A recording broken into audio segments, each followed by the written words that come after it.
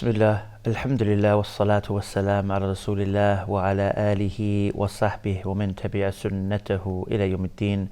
Assalamu alaikum wa rahmatullahi wa barakatuh. Welcome again to another episode of your weekly Islamic chat show.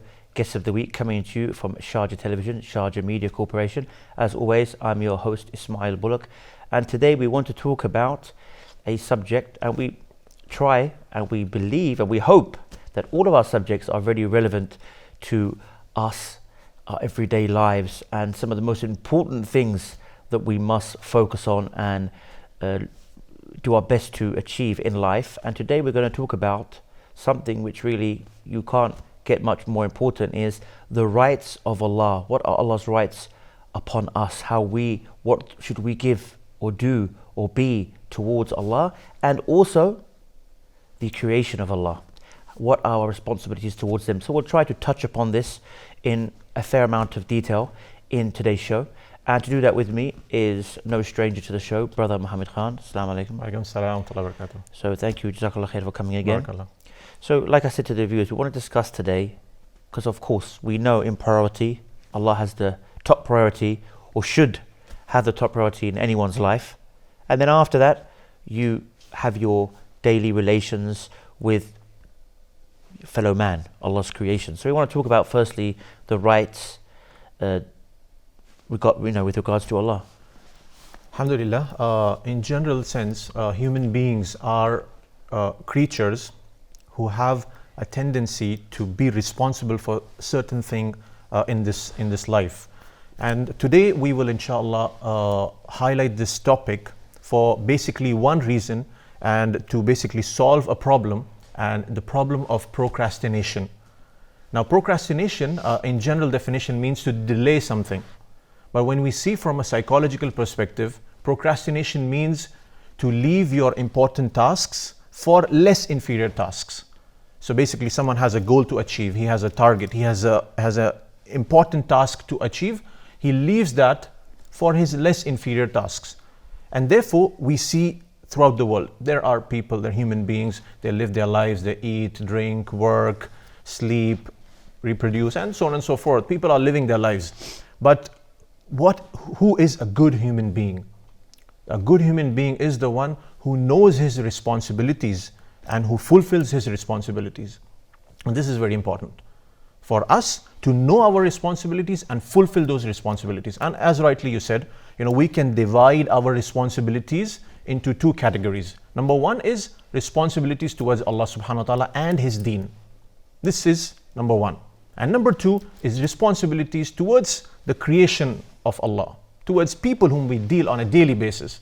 Say our family members, society, our colleagues, our employer, employees, and so on and so forth. And even the nature, even animals for that case. This is something which every human being should know how to deal with these two categories.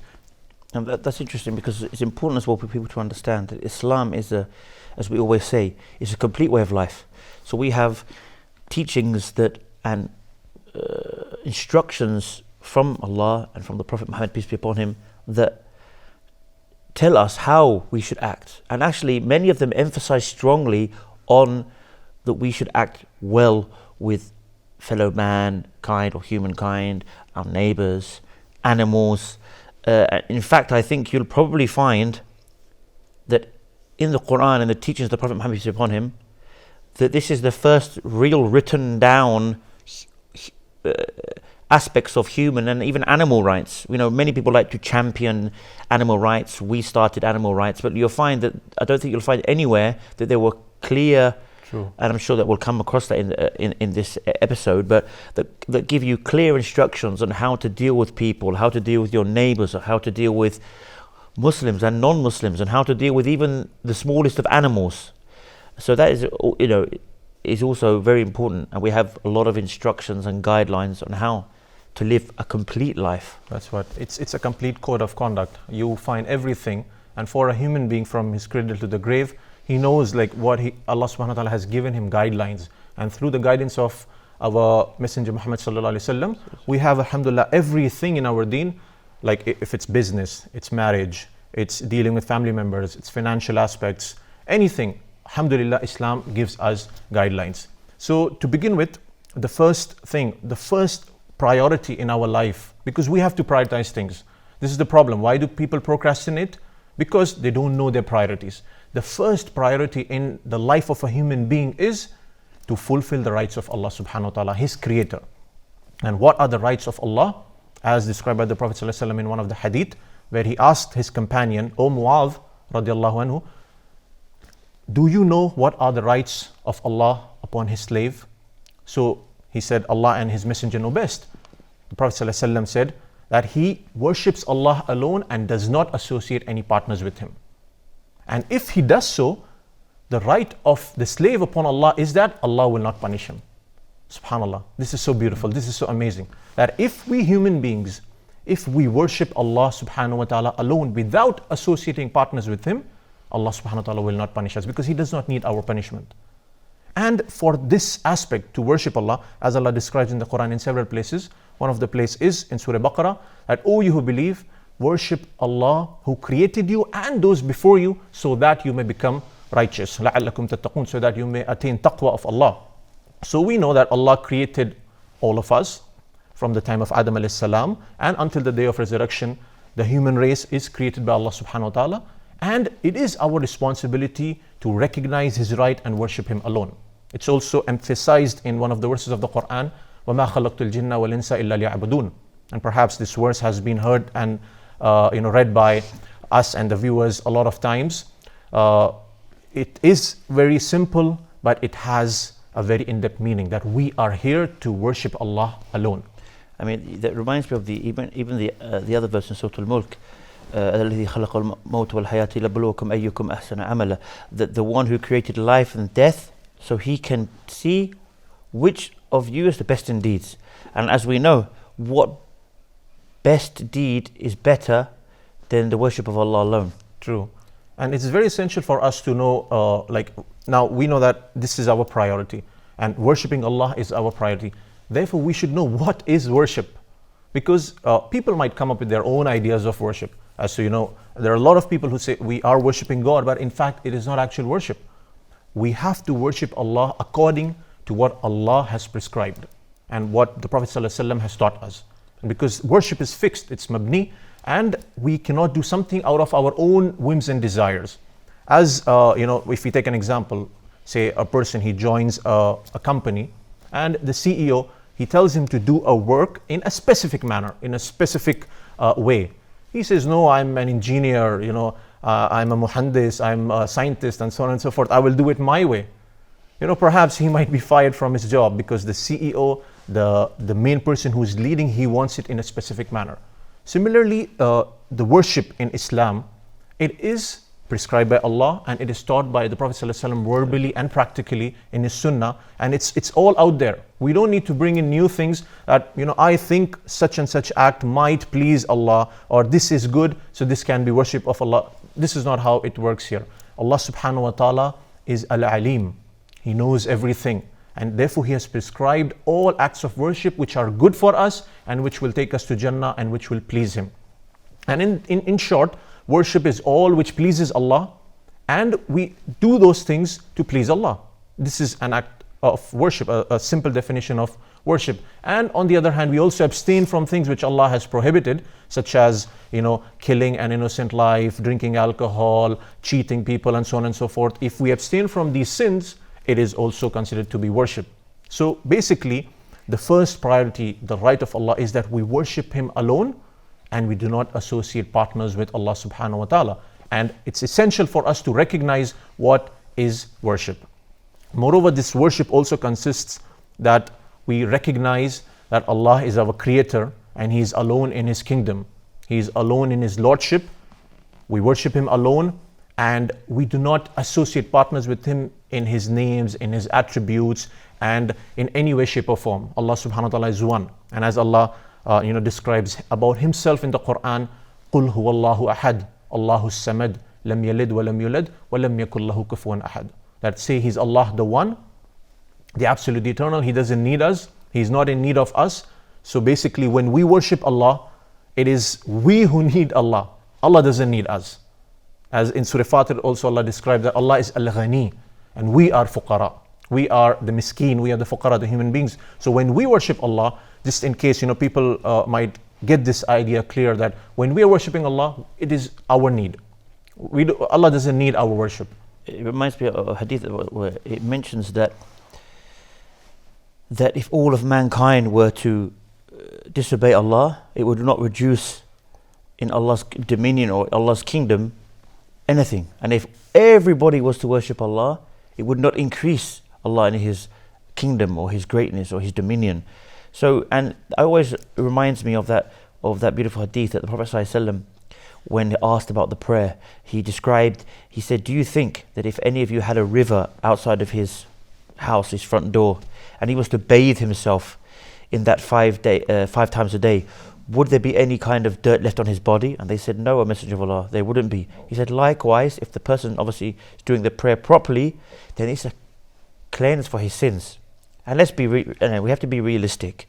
No matter how good we think we are, there are times where we may play around with the truth, we may get angry, we may generally be well-behaved people, and then we get so angry that we swear, and we're even shocked with ourselves that we said this swear word. So we come through these things, we may sometimes backbite. There's these things that no doubt we have to fall in. As the Prophet ﷺ said, all of the children of Adam make mistakes or sin, but the best of them are those who repent. So this is for us, this is our spiritual cleansing. This is a blessing for us that Allah gave us this opportunity to pray, to get this reward. As we know, one prayer is like you prayed 10 prayers. So those 5 daily prayers is like you prayed 50 times a day. So this is for our benefit. This is a blessing. And as we know from other hadiths, we can't go into all of them now, but we know the hadith that whenever you say Surah Al-Fatiha, each ayah you say, Allah replies to you. So it's like you're having a conversation with your Creator. True. And subhanAllah, I mean, it's only in the deen of Allah, in the religion of Islam, that a person, he has such a close connection with Allah subhanahu wa ta'ala. As the Prophet also described, that when a person, he prostrates, he's the closest to his Lord. So, we don't need intermediaries, and we don't need, people in between. It's Allah subhanahu wa ta'ala, as He describes, "O you who believe," say to the believers that call upon Allah. We call upon Allah directly. And in the Quran, in the Sunnah, we find verses where it's Rabbana, Allahumma, Rabbana, Allahumma. These words which are directly, we are addressing Allah subhanahu wa ta'ala and, asking for our needs. We also need to, highlight a point that when we say worship, even in worship, we must categorize and prioritize things, because Allah subhanahu wa ta'ala has prescribed certain acts of ibadah which are more important than others. Such as, we can't emphasize enough about the aspect of salah, because salah is such an important pillar in Islam that it cannot be missed, and one cannot be neglectful about offering salah on a daily basis. As Allah subhanahu wa ta'ala, as you also mentioned, that 5 times prayers is equivalent to 50 times. It was 50 times previously, which was prescribed, and then the Prophet ﷺ, after he tried to converse with Allah subhanahu wa ta'ala, and he got it down till 5. So these 5 daily prayers are very essential, they are very important, and this is an act of ibadah through which one comes closer to Allah subhanahu wa ta'ala. So for example, there are other acts of worship, but salah comes first. So no one can say, because I'm doing this act of worship, or because I'm busy in this project which is very essential for da'wah, but I let go on my salah. So we need to know what is important and what is not. I'll just hold you on that point, and we will go for a short break. Please join us after this break.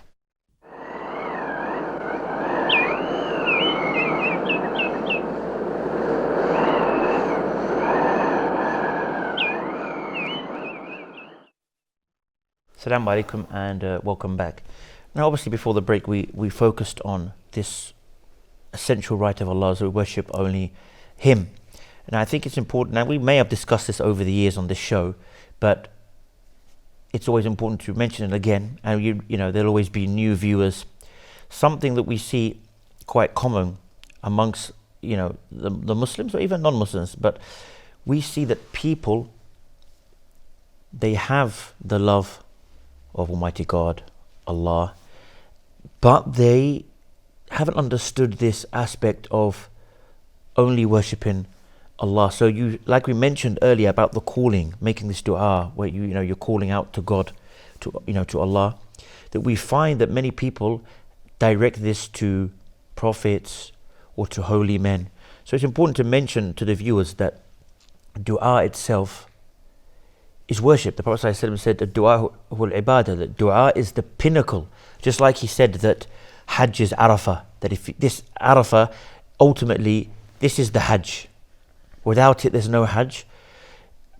The Prophet ﷺ said that dua is worship. So this dua we cannot say worship is only the prayer. So I'm praying to Allah, but when I want something, I go to the grave of this person. Or when I go to Medina, when I go for Umrah and I go to Medina, I go to the Prophet ﷺ's grave or to these Sahaba's grave, and etc., etc. And I ask the Sahaba or I ask these great people for something. Because this act you're doing is worship. And worship is only for Allah. This was the whole message of the Prophet ﷺ, was always to call upon Allah. The Prophet ﷺ said, if you want to ask, then ask of Allah. If you want to seek help, then seek the help of Allah. So that's something very important we wanted to mention, that this is a complete, it's not just your prayer, it's your calling, it's your complete heart. All those things you have in your deep heart, the ultimate fear that you should only have for Allah should only be for Allah. The ultimate trust, the ultimate belief that what controls your future and your destiny, this must be that it's only Allah who does this, and no man or human or prophet or angel or anybody. So this is an important aspect we also have to touch upon. Yeah, true. And when one person, he has this mindset, and when he knows about these things and he's conscious about this, we say, alhamdulillah, such a person is a responsible human being, or rather a responsible Muslim, because now he knows that these are the rights of Allah.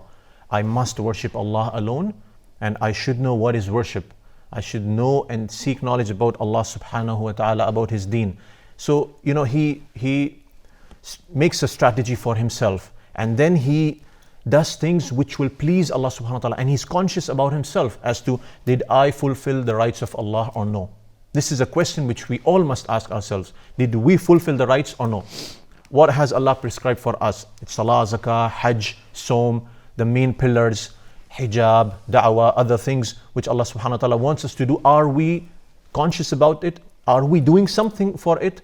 This is something, which we would want ourselves here and the viewers to think, ponder, and change their lifestyle towards this for the positive. Because once we become conscious of Allah and His rights, then we will see this positivity in our life. We will see the change taking place, and we will see the mercy of Allah subhanahu wa ta'ala descending upon us, because Allah subhanahu wa ta'ala's right is the first, it's priority. And we cannot let it go for any other human being or any other matter for that case. So inshallah, hopefully this is clear before we move ahead, that one should be responsible towards the rights of Allah subhanahu wa ta'ala and His deen. Coming to the second aspect, there is also a responsibility towards the creation of Allah subhanahu wa ta'ala. And before we move to others, let us discuss about ourselves. In short, we are responsible towards certain things when it comes to ourselves as well, because Allah has made us responsible for others, and we are also responsible for ourselves. Say, for example, Allah has given us this physical body. We are responsible to take care of this. We cannot just be neglectful about it as to eating anything or doing things which are risking our body, or so on and so forth. Like today we see a lot of such things happening. So the Prophet ﷺ said, the body has a right over you. Our bodies, they have a right over us. So it's very essential for us that we, as responsible human beings, we take care of our body, and that is by eating in proper proportion, eating healthy, regularly, working out, exercising to the best of our capacity. Everyone has their own capacity. As the Prophet ﷺ, he also gave us some guidelines, that the best meal is, where one eats 1/3. 1/3 of his stomach is food, 1/3 is water, and 1/3 is left for the air, for him to breathe. So we should know that we are responsible for our body and our soul, our mental health, our spirituality, and we must also focus on that. Because a lot of people, they get worried about others, which is a good thing, but then they forget about themselves as to taking care of themselves and their mental health, their psychological health, the spiritual aspect. So we should even consider this, that Allah has blessed us, and whatever blessings, of course we don't have time on this show, if we just see some blessings like eyes, hands, and our legs, our limbs to move about, our heart, lungs, all these things, our sound intellect, our brain, all these things provided to us by Allah subhanahu wa ta'ala, what are we to do with this? As we know that there's a verse in the Quran, the meaning of which is that Allah says that if you were to try to count the blessings of Allah, you'd be unable to do so. Meaning there's so many of them, they are countless blessings. You cannot count them. Subhanallah. So therefore, what we must do is, number one, for ourselves, seek knowledge, where it benefits you, the worldly knowledge and the knowledge of the deen of Allah, so that you can fulfill His rights and the rights of others. For us, for our development, seeking knowledge is very essential, and taking care of our body and soul. This is the responsibility of every human being towards himself. And when we move ahead amongst the creation, our responsibility towards the creation of Allah, the first and foremost is towards the Prophet sallallahu alaihi wasallam. We are supposed to fulfill the rights of the Prophet sallallahu alaihi wasallam, and fulfilling his rights is by obeying the Prophet sallallahu alaihi wasallam. We have to obey him. When we claim we love the Prophet sallallahu alaihi wasallam, we revere him, we can die for him, it has to be reflected through obedience to the Prophet sallallahu alaihi wasallam, through obeying his commandments, through following his sunnah, through following his lifestyle. He was the best role model for us. He was the best in all spheres of his life. Therefore, we take his role model, implement it in our lives, and we obey him. Because Allah subhanahu wa ta'ala mentioned in the Quran, take what the Prophet gives you and leave what he prohibits you. There's even another verse, the meaning of which, where Allah says, indeed in the Messenger of Allah is a great example to follow for those who wish to meet Allah, to meet Allah and the last day. So Allah is saying us that He is the best of examples. Yeah, and Allah subhanahu wa ta'ala sent the Prophet sallallahu alaihi wasallam as a role model for us, as a teacher, as a guide. So in this world, amongst the creation of Allah, the Prophet sallallahu alaihi wasallam deserves the utmost priority. Like obedience to the Prophet sallallahu alaihi wasallam. No one, we cannot obey someone, in terms of disobeying the Prophet sallallahu alaihi wasallam. Let it be anyone. So the rights of Allah are there amongst the creation. It's first and foremost the Prophet sallallahu alaihi wasallam, obedience to the Prophet and following his guidance. And if you see technically, it's only possible to fulfill the rights of Allah once we follow the Prophet sallallahu alaihi wasallam. No one can come and claim, that I am fulfilling the rights of Allah and I'm doing everything, but I'm not obeying or following the Prophet sallallahu alaihi wasallam. It does not comply. It's like a contradiction. So for us to obey Allah, fulfill his rights, we have to obey the Prophet sallallahu alaihi wasallam, take his guidance and implement that guidance in our life. Moving ahead, if we see after that, it is our parents, our responsibility towards our parents. And this is so important, and this is something which everyone, whether young, old, children, adults, everyone must ponder about. In the Quran, Allah subhanahu wa ta'ala mentions وَقَضَى رَبُّكَ أَلَّا تَعْبُدُوا إِلَّا إِيَّاهُ وَبِالْوَالِدَيْنِ إِحْسَانًا. Allah subhanahu wa ta'ala mentions that worship Allah alone, do not associate anyone with him, and do good kindness towards parents. Do good towards your parents. And subhanAllah, we see that Allah mentions about this utmost priority of worshipping him alone, and then he mentions about birrul walidain, to be good and kind towards your parents and your walidain. And this is a problem nowadays. When you see old age homes, when you see children shouting at their parents, beating their parents, or doing cases, police cases upon their parents, this is a problem, because they have not understood the rights of their parents. If we just see a small aspect where the parents, they nurture the child, they upbring, the mother bears him, the mother takes care of him. She carries him in the womb for 9 months, and then his weaning is there, then his upbringing, nurturing, the father earns for him, takes care, and so on and so forth. There's so many things related to it. I mean, many people, they can relate to this aspect very easily. But when it comes to our parents, we forget these aspects and we become neglectful. There are so many sad cases, where children, they have neglected their parents, they don't take care about them, they don't even give them a simple phone call. Whereas Islam is such a beautiful religion, it teaches us that we are supposed to be kind towards our parents. We are supposed to take care of them, even if they are not good with us, even if they don't treat us well. This is something which we are responsible for. And a good, responsible human being is the one who takes care of his parents. Whether it's financial, whether it's giving them time, whether it's showing love and affection to them. A simple message or WhatsApp message to his mother or his father will make their day, because this is what they need, love and affection. They don't need your finances, your money. I mean, just the fact that, like you mentioned, that Allah puts in the same verse right after worshiping Him alone, being good to the parents, and it said that your Lord has ordained or commanded that you worship Him alone and be good to your parents. So we can then clearly see, just as worshipping other than Allah is the greatest sin, that after that, one of the greatest sins you can do is to be bad to your parents. So this is a clear sign to us on the seriousness and the importance of treating your parents well and not treating them bad. Yeah, true. In one of the hadith of the Prophet ﷺ, he described that amongst the major sins is to disobey your parents. And this is something, which we have to be very cautious about. As the Quran, it even describes, that do not even say uff to them. Do not even, this is just a word which shows some amount, very little amount of agitation or irritation, where it's like you are agitated. In Islam, even this is not allowed, because your parents, your mother, your father, they deserve respect, and they are your gates to Jannah. One of the Sahabi, I don't recollect his name now, he was actually sad at the death of his father. So he was asked, like, why are you sad, why are you crying?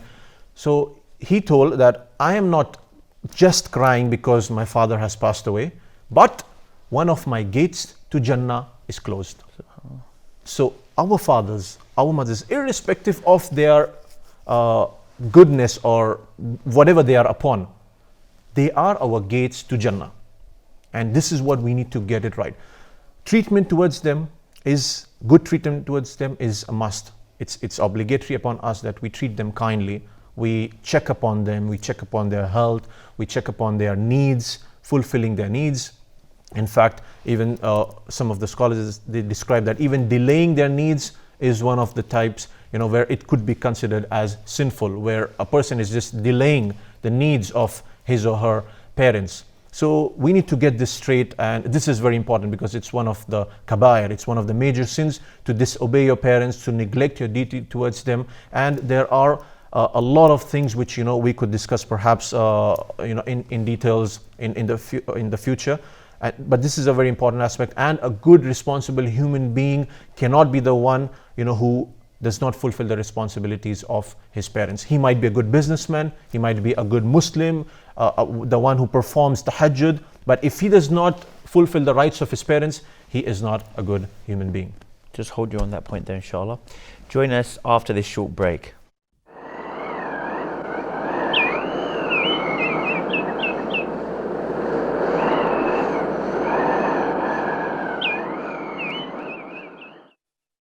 Assalamu alaikum and welcome back. Now, Brother Muhammad, we also spoke in the first parts of this episode, firstly about the rights of Allah, and we mentioned as well some of the rights that we must follow the Prophet Muhammad ﷺ and his example, that he was the best example. And then we spoke about the rights. We started to move on to, you could say, humankind or mankind.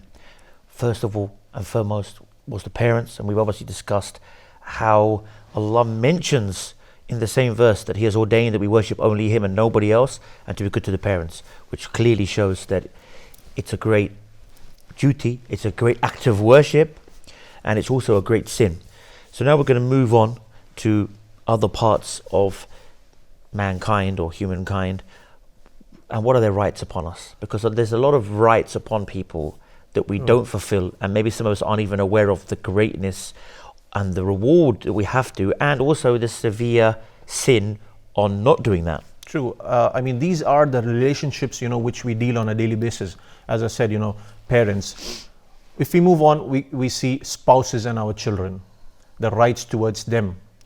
It's the right of the man to educate his spouse, to fulfill her needs, to provide her financially, and to show love and affection and treat her kindly. And vice versa for a wife, to obey her husband and to take care of his household, to guard her chastity in his absence, to take care of his household and children.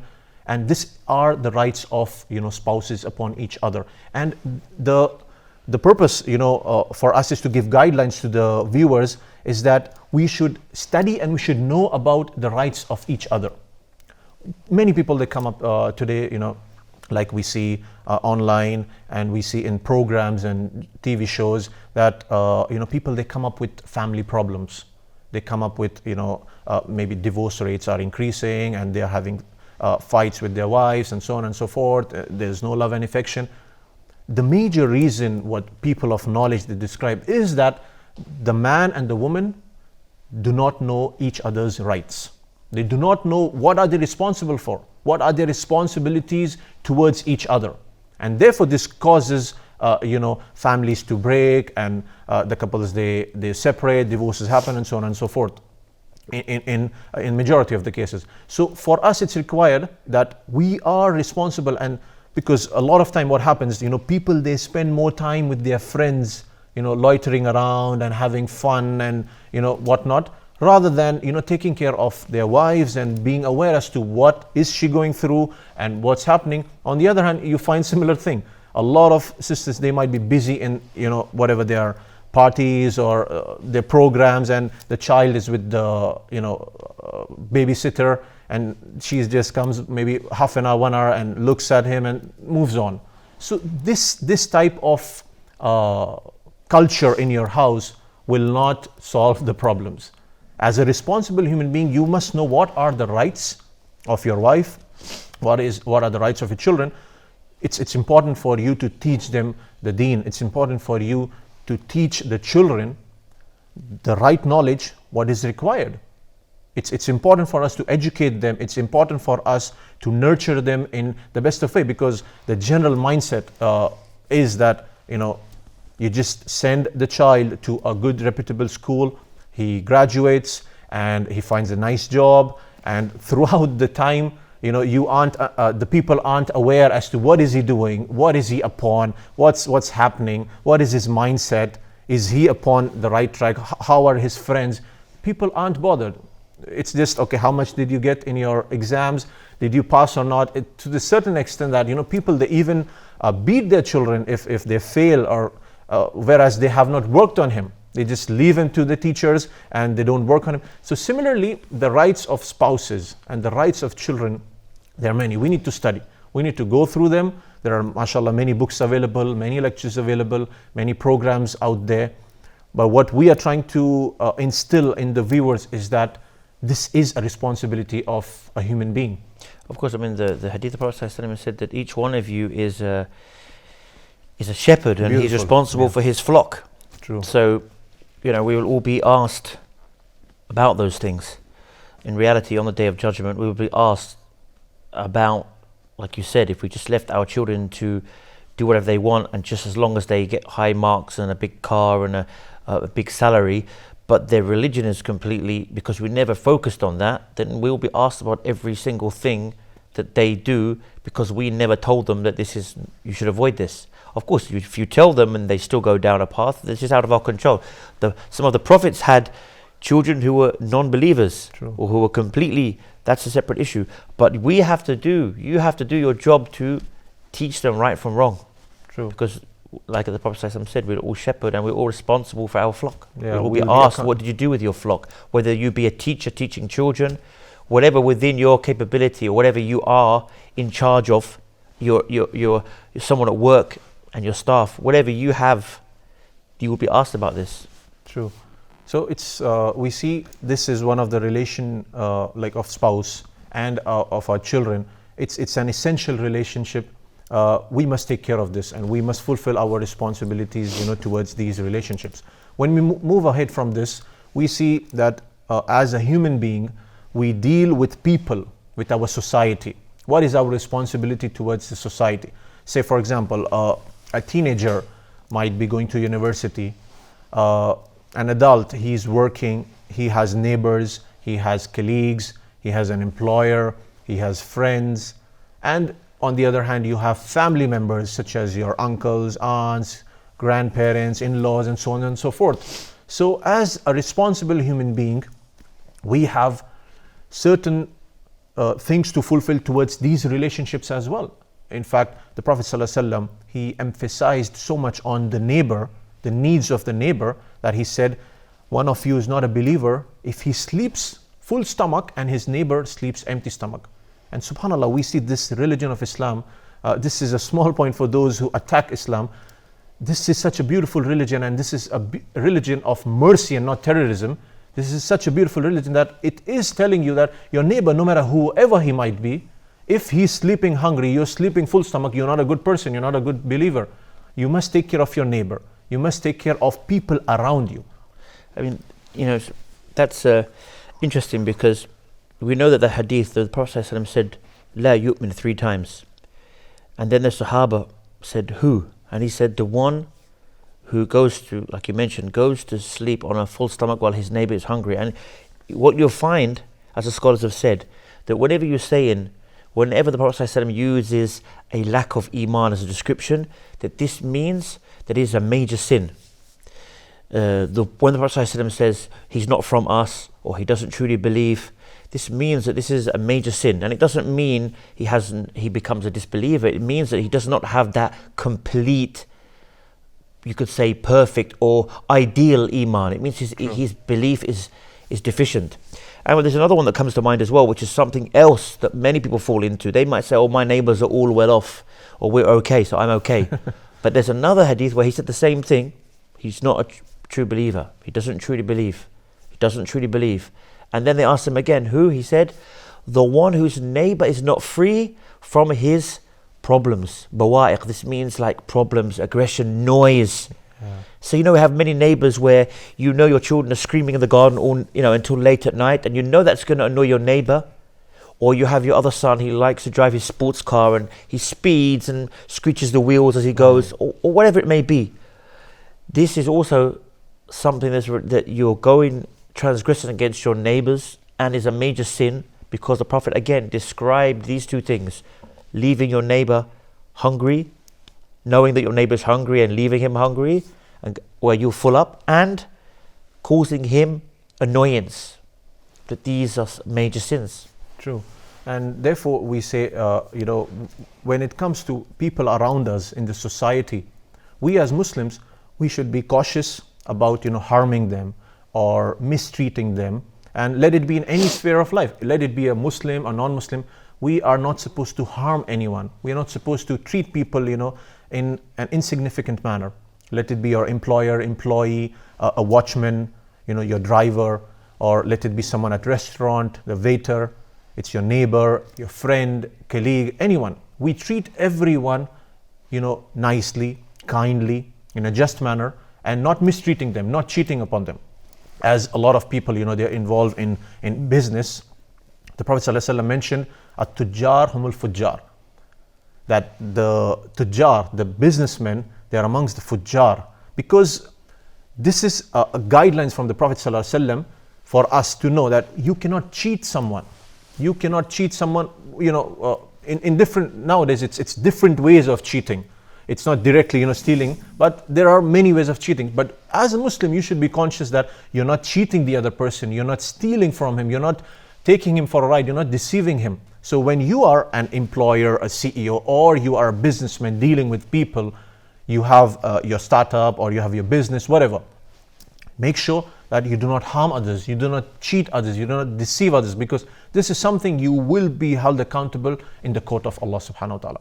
And this is something, when you have this consciousness that I must treat them well, I must treat them kindly, and I should not deceive them or mistreat them, then automatically you will, become a responsible human being when it comes to these aspects of life.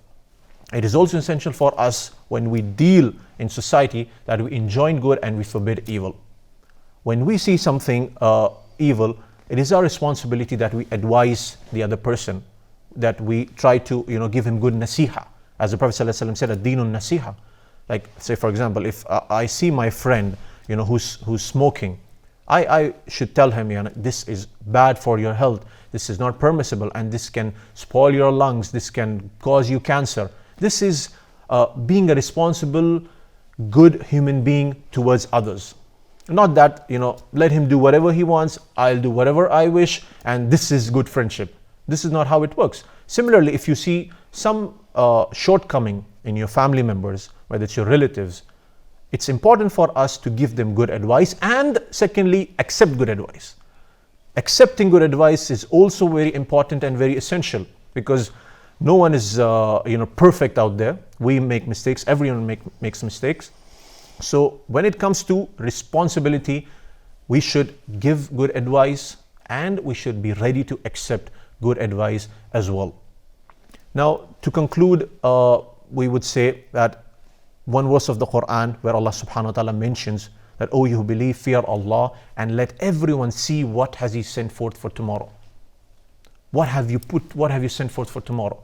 So now the action plan for us is that we sit down and we see the rights of Allah, the rights of myself, and the rights of others.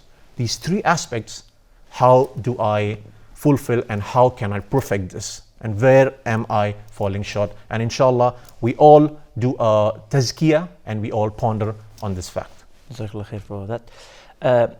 Thank you, Jazakumullah khair, the viewers, for tuning in. And I think we've had some very good, we've touched upon and highlighted these very important aspects that we should implement in our daily lives. So inshallah, we should go away, take these points and try to implement and remember and practice them as much as we can.